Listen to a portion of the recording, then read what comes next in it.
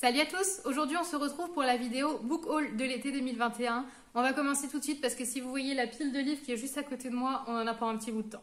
Pour commencer, si vous avez vu mes dernières vidéos, vous savez que j'étais en no-buy sur le mois de juin. Donc je me suis, rattrapée en juillet et je travaille dans un Leclerc où il y a un espace culturel.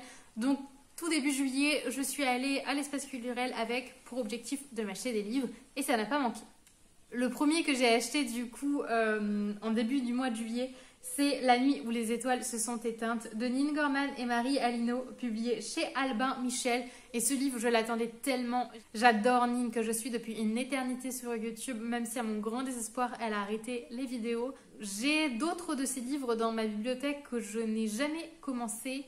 Et celui-là, je sais pas, il m'a attiré énormément pour la saison estivale.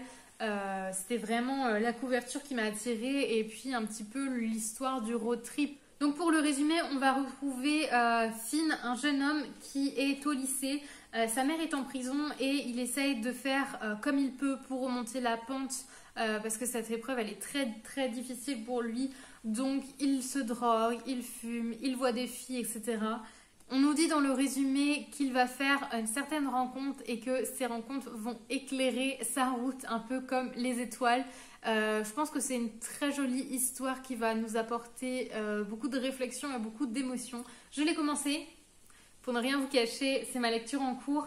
J'ai lu à peu près un tiers, j'en suis à la partie 2 et pour l'instant j'aime assez, même si j'ai un peu de mal à me retrouver dans le personnage de Finn parce qu'il sort beaucoup, il fume, il boit, etc.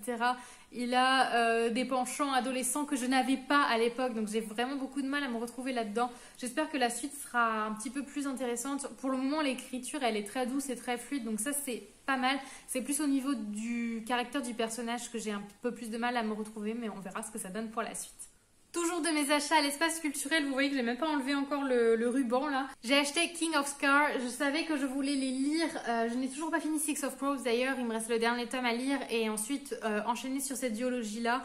Moi j'ai vraiment apprécié le tout premier Grisha, j'ai adoré le premier tome de Six of Crows, donc j'espère me laisser entraîner de la même façon dans cette histoire, surtout qu'elle traite du fameux Nikolai, le personnage que tout le monde adore dans l'univers de Grisha.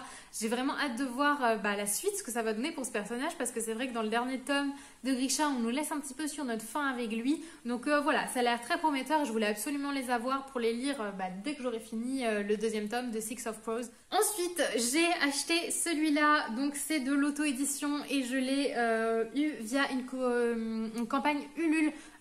C'est l'autrice Ronce d'or, donc R.Once d'or sur Instagram. Allez la suivre, elle est vraiment trop drôle. Je me marre en regardant ses stories.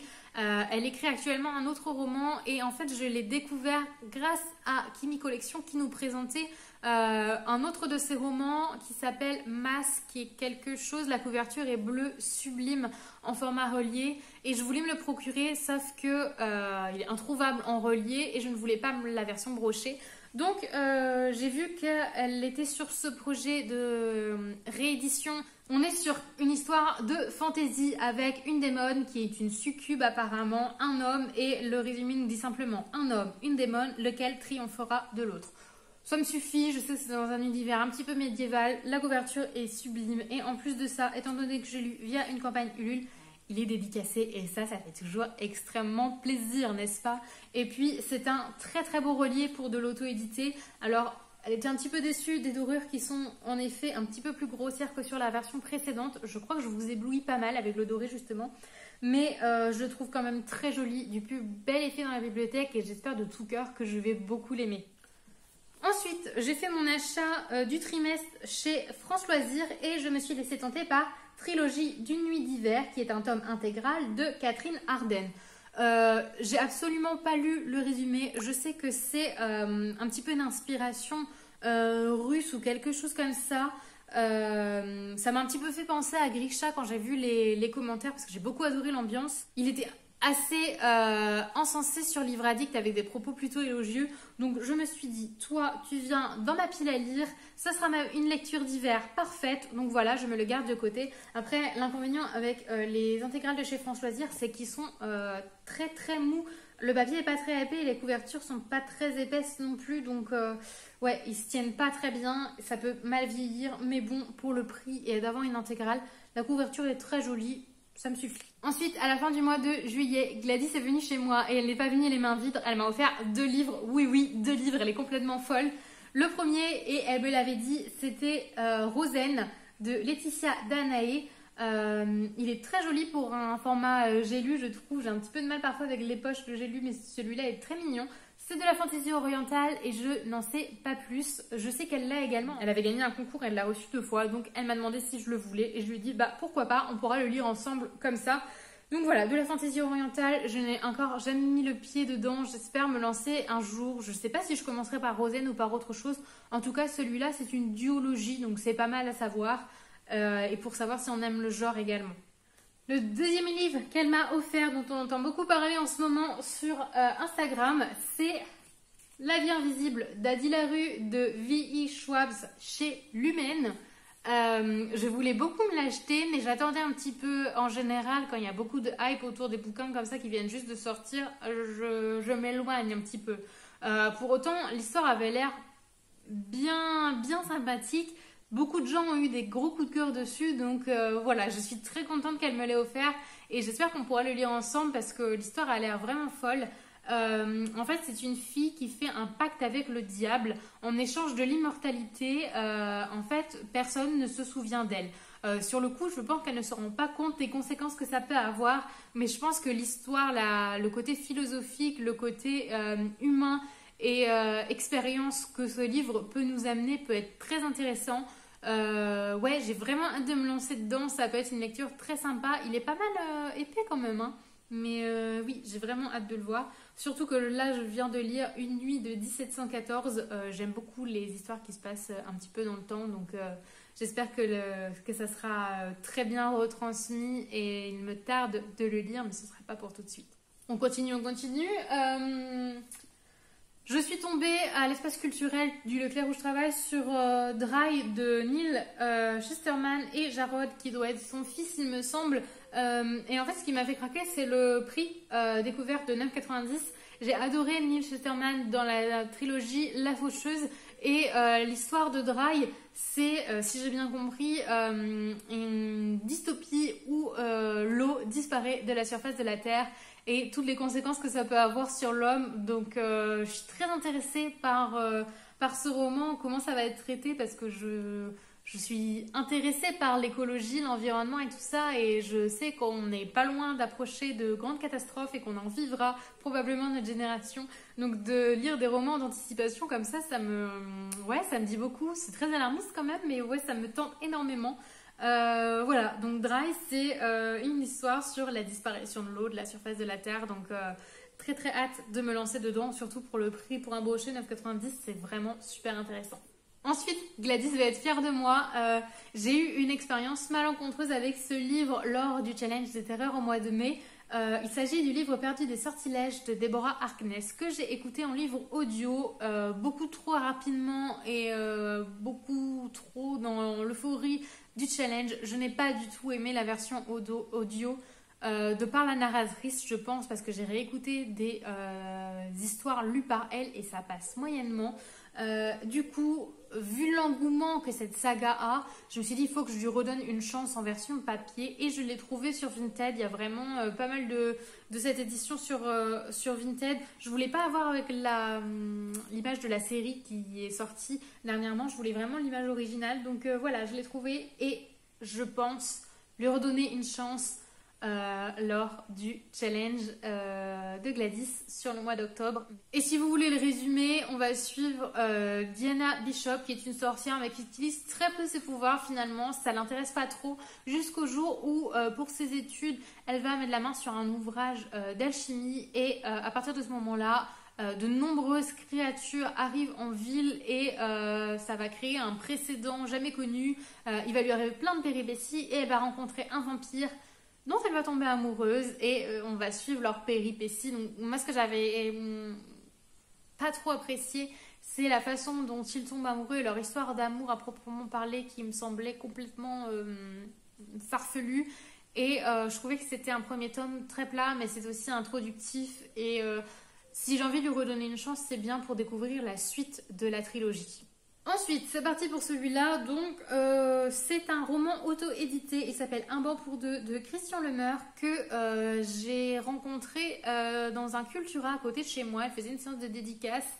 Et je sais pas, je me suis lancée tentée. C'est pas du tout le genre que je lis habituellement parce que c'est vraiment du contemporain pur et dur pour le coup. C'est même pas du young adulte ou du romance, etc.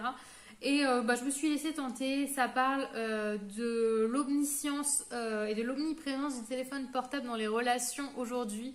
Donc, j'ai pas lu le résumé plus en détail, mais je pense que ça peut être un sujet très intéressant s'il est bien traité. Donc, j'ai hâte de le lire et de vous en donner des nouvelles parce que c'est toujours intéressant de mettre en avant des auteurs auto-édités pour les aider à se développer tout simplement. Le suivant, c'est Phobos, tome 2. J'ai terminé le tome 1 pendant l'été et j'avais envie d'avoir la suite tout simplement. Je pense qu'il va pas traîner très longtemps dans ma palle parce que j'ai vraiment envie de continuer cette histoire. Ensuite, on passe aux livres magnifiques, les livres reliés. Et tout d'abord, j'ai tous les deux Saxus à vous présenter. Donc, j'ai craqué également sur La maison au milieu de la mer cérulaine. Oui, c'est bien ça. De Gigi Clown, publié chez De Saxus, donc la version magnifique en relié. Donc dans cette histoire, on va suivre une maison qui regorge d'enfants un petit peu particuliers et qui est dirigée par un homme. Et cette maison, cette école en quelque sorte, va être évaluée par un directeur, un petit peu comme des inspections académiques. Je me le représente comme ça dans ma tête en tout cas. Et ce qui va se passer, c'est qu'il va y avoir une histoire d'amour entre le directeur de la maison et la personne qui vient inspecter un petit peu les choses là-bas. Donc ça parle d'inclusivité, de diversité et ça me tente beaucoup de me lancer dans ce genre de roman. D'autant plus qu'il me fait énormément penser à Miss Peregrine et les enfants particuliers que j'avais adoré et qui est tellement adapté à la saison automnale. Donc celui-là, j'espère que ça va me faire la même chose. Beaucoup de gens l'ont adoré. Donc voilà, on va le dévorer très très rapidement, je pense. Bon, on continue chez De Saxus. Ça, c'est les deux derniers qui sont sortis. Donc nous avons tout d'abord Serpent and Dove de Shelby Mayurin. Je sais pas trop comment on prononce. Donc, qui est une histoire de sorcière. J'en sais pas beaucoup plus. Je sais juste que c'est un enemies to lover. Une sorcière avec un chasseur de sorcières. Qu'est-ce qu'il me faut de plus? Rien de particulier. Gladys l'a lu, elle a beaucoup aimé. Je pense qu'il va très bien s'intégrer dans la saison automnale. Toujours une petite pépite au niveau de la beauté du roman. Le trône des sept îles de Adaline Grace. Donc, chez De Saxus toujours et encore. Il est vraiment très très beau. Il est court celui-là pour le coup. J'ai vu des avis un petit peu mitigés, donc j'attends peut-être un petit peu avant de le lire parce que ça redescende un petit peu au niveau des avis qu'on voit sur Instagram. Il s'agit d'une histoire de sirènes et de pirates apparemment. Toujours pareil, je ne lis pas trop les résumés pour ce genre de roman, j'aime me plonger dedans comme ça, mais j'ai vraiment hâte de me faire mon propre avis parce qu'on voit des choses très moyennes sur celui-là, sur les réseaux, donc à voir. Et ensuite, j'ai fait un gros craquage sur Amazon parce que j'ai commandé les 2 tomes de Gods of Maine aux éditions Ravka. Ce sont des reliés qui sont vraiment pas chers, je les trouve très jolis. Le seul inconvénient pour les gens qui n'aiment pas les jaquettes, c'est qu'en dessous, ils sont tout nus. Il n'y a rien de particulier en fait sur les... Alors, l'intérieur est illustré, c'est sublime. Mais il n'y a rien de particulier en fait, ils sont vraiment unis. Donc le premier tome est noir et le deuxième est blanc. Donc ceux-là vont rester avec leur jaquette. Ça m'embête un petit peu, mais pour le prix, on va pas trop se plaindre. Au niveau du résumé, donc, on est dans un univers de fantasy où la magie est interdite et ceux qui en sont dotés sont pourchassés. Le protagoniste principal, je ne sais pas si c'est une fille ou un garçon, il s'appelle Sable et il va par accident arrêter le cœur de sa petite sœur. Il va prendre peur et du coup, il va s'enfuir. Voilà ce que j'en sais, ce que nous dit à peu près le résumé. Ça a l'air super intéressant, des univers de fantasy où la magie est interdite. J'en ai encore jamais lu, donc j'ai hâte de me lancer dedans. Apparemment, il est vraiment, vraiment très, très intéressant aussi. Donc voilà, les 2 tomes sont en ma possession. Et c'est une duologie, donc quand j'aurai envie, je pourrai me lancer. Et j'ai les 2 sous la main. Voilà pour la vidéo, je vous ai présenté 16 livres, c'est beaucoup, mais c'était une combinaison des 2 mois et juste avant j'étais en no-buy, donc voilà, j'ai craqué, ne m'en voulez pas. Je vais aller m'empresser de les ranger parce que ça fait une pile monstrueuse sur le côté qui a tendance à bouger un petit peu.